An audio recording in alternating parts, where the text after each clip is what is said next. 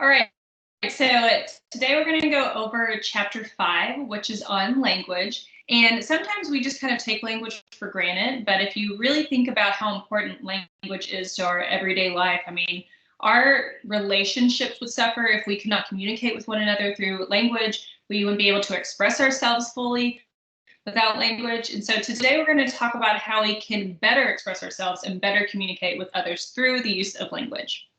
So first we have the characteristics of language, which we'll go into further detail, but the 4 aspects we're going to talk about are the fact that language is arbitrary, ambiguous, abstract, and negative. All right, so first, arbitrary. So symbols are not directly related to the things they represent. What this means is when we say the word car, those letters that are put together that make the word car, that really has nothing to do with the actual physical thing that we ride around town in, right? Like that motorized vehicle, that has nothing to do with each other. What it means is that we have created this word and then we have put meaning to that word, right? We have put meaning to the word car so that we understand if I say to you, hey, we're going to go ride in my car, you know what I mean. It also says that these words have generally agreed upon meanings. And what that means is when I say car, you understand I'm talking about a motorized vehicle. And if I were to say, hey, we're going to go ride in my car, and then we walked outside and you saw that I actually drive an SUV, you're not going to be confused and think, what? Like, what? She said a car, right? We have a general understanding of what a word means. And this allows us to communicate with others. And sometimes we do have different generally agreed upon meanings for a word, right? So like in my family, when we talk about wanting a soda or wanting a carbonated beverage, we would say, hey, do you want a Coke? What kind do you want? Right? But then I kind of grew up and was with friends, and I realized that not everyone calls soda or carbonated beverages Cokes, right? So now I try to say, hey, do you want a soda if I were to ask somebody, because I know that it's kind of confusing. If I say, hey, do you want a Coke? What kind do you want? Or like with my husband, he used to say, oh, you want a soda? And I'd be like, oh, or I would say, hey, can you get me a Coke? And he'd go, yeah. And I go, okay, I want a Dr. Pepper. And he goes, well, you just said Coke. But then we had to talk about what that meant for my family. So sometimes this can also be a little confusing, which we'll talk about when we talk about ambiguous, how language can be ambiguous, right? But in general, they're mainly everything. Like if I said house, we understand what house means. Or we're in my office, we understand generally what that means. Even if your office looks different, or somebody that you know, they're in their house, it looks different. No 2 offices look the same, right? But in general, you understand what I mean by that. Okay, so going along with that, if you remember in chapter 1, we talked about the semantic triangle and how there is the symbol and then the referent and then the thought, and how that's how we learn to communicate. That's how we construct messages. We talk about, we understand that there's the symbol for something that's real, meaning that like table. We have constructed the symbol, which is the word table, for the actual physical thing, table, and then we connect that with the thought, right? So the same concept is here with language. When we learn language, when we learn how to use language, we do it the exact same way. So you can see here we have the sign, the symbol we use to refer to a thing. So if I brought in my dog, right? I don't have a dog, but if I brought a dog, I might say to class, I might tell you, hey guys, I'm going to bring my dog today. Now, dog, that is the symbol that represents the physical thing.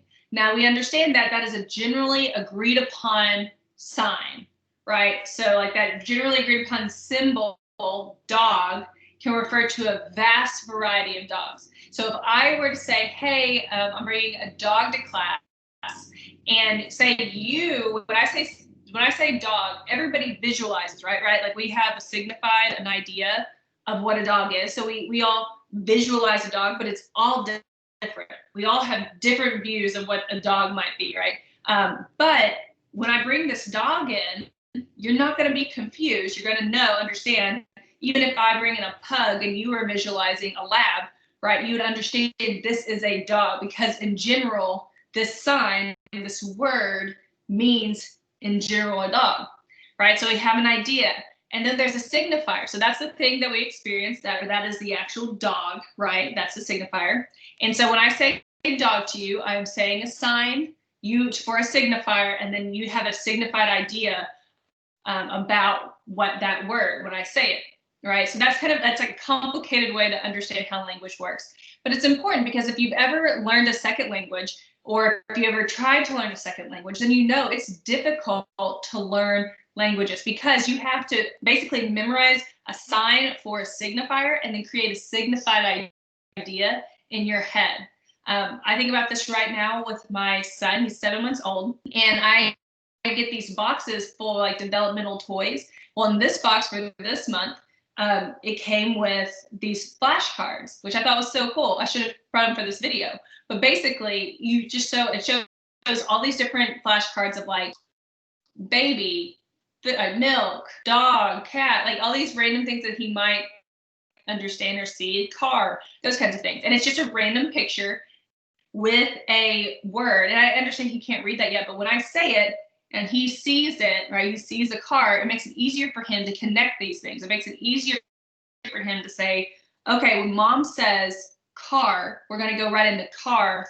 This is what she's talking about, right? That he understands that. Or even the idea of like, if I put a picture of myself and I put mommy and I said mommy, he starts to understand, okay, this face is mommy, and it connects with him, right? It makes a signified idea. So when I say, do you need your mommy? Or someone says, do you need your mommy? He might look for me. And I'm already seeing how this is working, right? If I say Salem, which is our cat, he starts looking for our cat, right? He understands that. If I say his favorite toy, and I call it, his favorite toy is Sophie. Sophie the giraffe. I'm like, Sophie, do you want Sophie?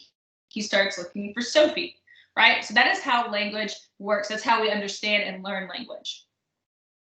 All right, so language is ambiguous. So what this means is that words do not have absolute meaning. They're kind of fuzzy. So every word that we say basically has two definitions. It has a denotative, which is the dictionary type of definition, which that means if you got a dictionary and opened it up and looked it up, what would it say? And then there's the connotative. And the connotative is more like, how do we feel about this? What have our past experiences told us about this?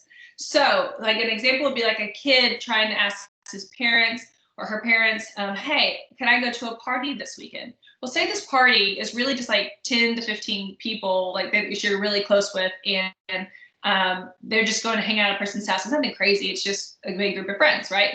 But you say party. So then, sorry, not you, but the kid says party. So then the parents say, no, I don't want you to go to a party. And the reason why they say that is maybe because they have a different connotation, right? From their past experiences, what were parties like? And so they think, oh, no, I don't want you to go to a party this weekend. So let's rewind that and say the same kid comes in and says, hey, mom, dad, wanted to go to a get together with like 10 of my friends, but it's a get together. And the parents think, oh, okay, all right, that's okay. Who's going to be there? And they are okay with it because the connotations of the phrase get together, the word get together, that's completely different than party, right? However, if you were to look those two terms up in the dictionary, they would probably have very similar definitions, right? They would probably look very similar if you just read the dictionary definition. However, there's a very different connotation with that.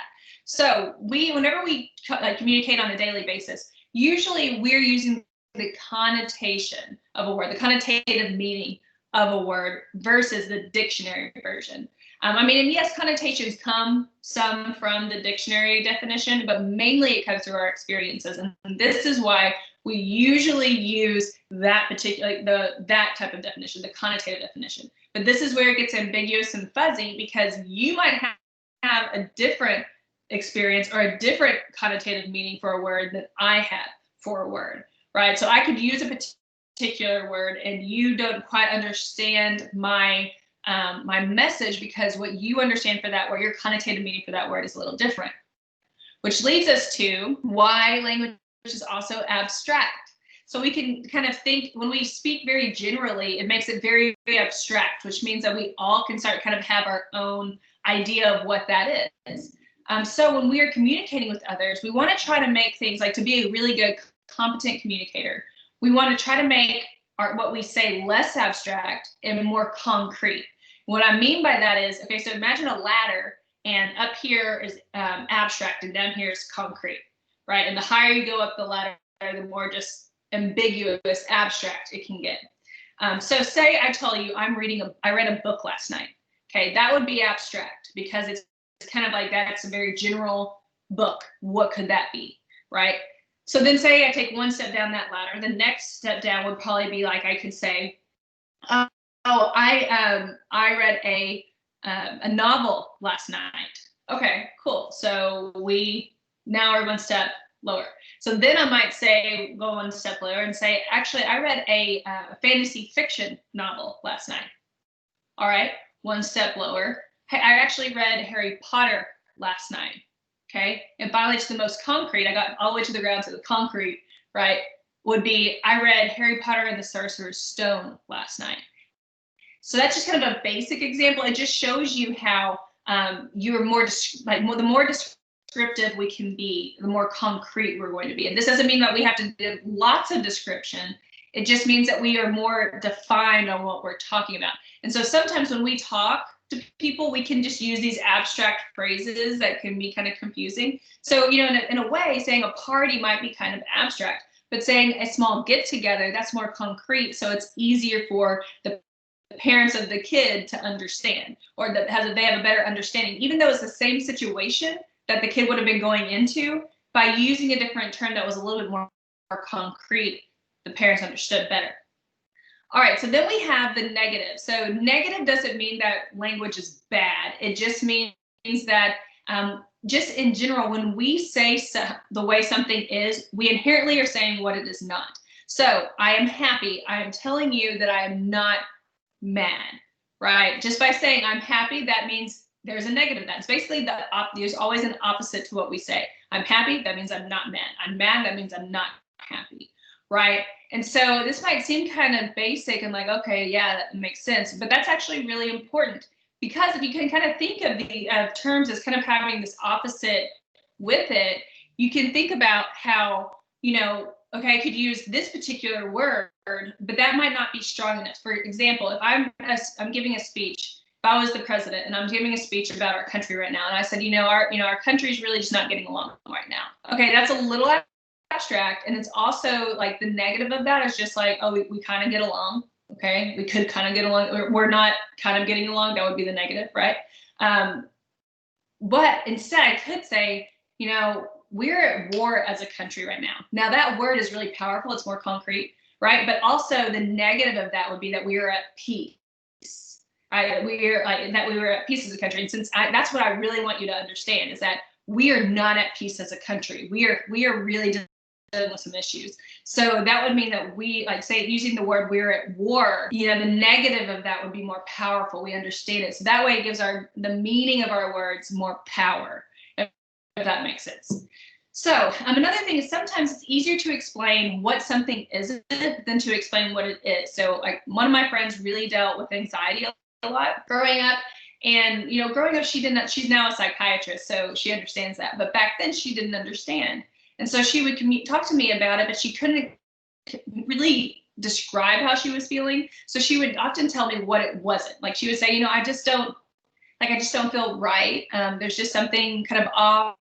I don't feel the way I feel like you should feel when going into the situation. She would tell me what the feeling wasn't in order to explain what it is. Sometimes we just can't explain feelings or things that are just, just hard, like they're more abstract concepts. So in order to describe it, we might give the negative of what we are actually feeling. All right, so metaphoric language. So this is like, we probably growing up, you probably learned about metaphors and similes, and that's where it stops sometimes in English or English teachers. But that's really not true. Like there's so many types of metaphors. Similes are just one specific type of metaphor. Similes, obviously, they compare things through like or as. So that would be like saying, you're acting like a child at Christmas, right? That means you're really excited about something. So that just shows like that's a comparison. So basically, metaphors in general are just comparisons. So that's one form. Another form is a synecdoche, and that's going to be using a part of something to stand for a whole. Like if I said, hey, I need all hands on deck, I don't actually mean I need you to chop your hands off and bring your hands and put it on a deck, right? I mean that I'm saying a part of something, your hands, in representation of your whole. Like I'm talking about, I need everyone to come help me, right? This is a big project and everyone to come help. I need all hands on deck. So I'm referring to something small or one part of something relating to a whole. Also, I can tell you I'm teaching my son his ABCs. I don't actually mean that I'm only teaching him ABC and stopping. I'm talking about the alphabet. I'm referring to the alphabet in general. And then you have metonyms, and this is using tangible objects to refer to intangible things. I like to say this more like using tangible concepts, right, or phrases to refer to intangible concepts or phrases. So in Guardians of the Galaxy, I love Guardians of the Galaxy. One of the characters, Drax, is really, he's very literal. He doesn't understand metaphors. And there's a point that, and I can't remember right now what her name is, but the girl, the heroine in the story, she's with him and someone says something to Drax and she goes, oh, don't worry about it. Everything goes over his head. And he goes, nothing goes over my head. My reflexes are too fast. I will catch it. All right. So he didn't catch the metaphor. He didn't understand the metaphor. So what she did was actually use a metonym. She was giving a tangible concept. So intangible means something you can touch, you can feel, you can see, you can perceive, you understand, for an intangible concept. So that means something that's harder to explain, something a little bit more abstract. So she gave a concrete answer for something that was abstract, meaning that she said it goes over his head. And we understand this because we probably maybe have watched baseball and something goes over someone's head, a player's head, and that means he or she doesn't catch it. He doesn't get it. We don't catch it. They don't catch it. They don't get it, right? So she is saying a metaphor for not understanding something. He doesn't catch it. He doesn't understand by saying it went over his head, so because you can understand that that's a tangible thing you have seen and you can get and you can comprehend for something you can't really understand. Like just saying, oh, he doesn't understand. That you could kind of get that, but it's not as concrete. It's in a way, it makes it a little easier to give this metaphor because we get it better, right? And so sometimes that is what we do. So that's a metonym. And then there's archetypes. So archetype uses common experience to help describe another object. So say you and I are in a business meeting together and we're making this proposal and we don't do well. So we leave and I go, man, we really missed the target or missed the bullseye on that one. You understand what I mean? Like you get that I'm saying, like I'm referring to either darts or to archery or something like that. And you understand that by missing the mark or by missing the bullseye, I'm saying we didn't get it. We didn't get it right. I could also say in class, and you answer a question, I go, oh, you hit the nail on the head, right? I'm saying I'm giving a common experience for this object. So for the thing. So I'm saying, oh, you got it exactly right. So then there's mixed metaphors compared to, and this is more like you're using two archetypes, right? Like two metaphors that don't seem like they go together, but when they go together, they do make a point. So that might be like, say we're back in that business meeting situation. So we failed the first time, but then they call us back and like, hey, we can present again, you can have another shot. So we come in and I say, oh, we do really well. And so then I leave that time, I'm like, man, last time we really, we missed the mark, we missed the bullseye, but this time we really scored a touchdown. Okay, so that is two different metaphors for two different sporting things, but together you make sense. Ultimately, I'm just saying we didn't do well the first time, but we nailed it, we got it this time. And then dead or common cliches are things that have become such like something we just know so much or we've heard it so much that it's not even a metaphor anymore, like flower bed. We actually don't have beds outside that we put flowers on, right? That's just the area that we put it.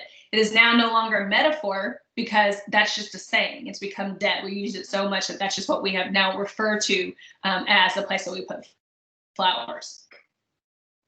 Okay, so now there are structures of language. So there is repetition.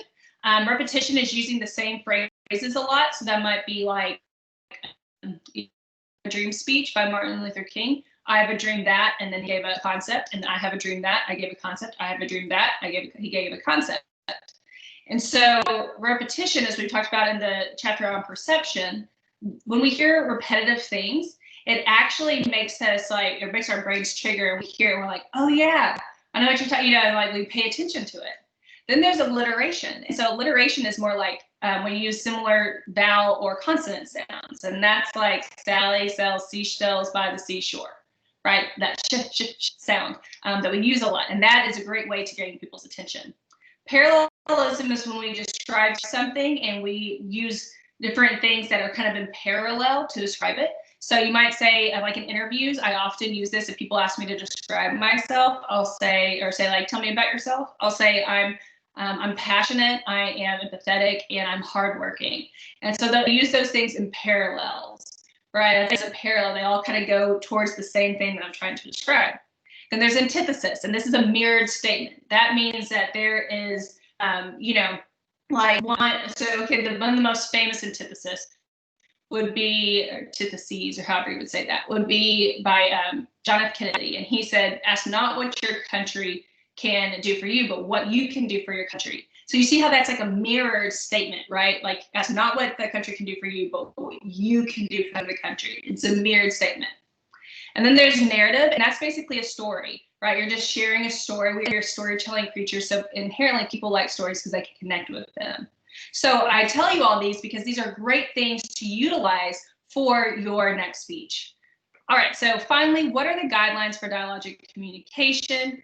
Use inclusive language, meaning like think about saying we versus I or you. Like, we should use inclusive language when we speak. See?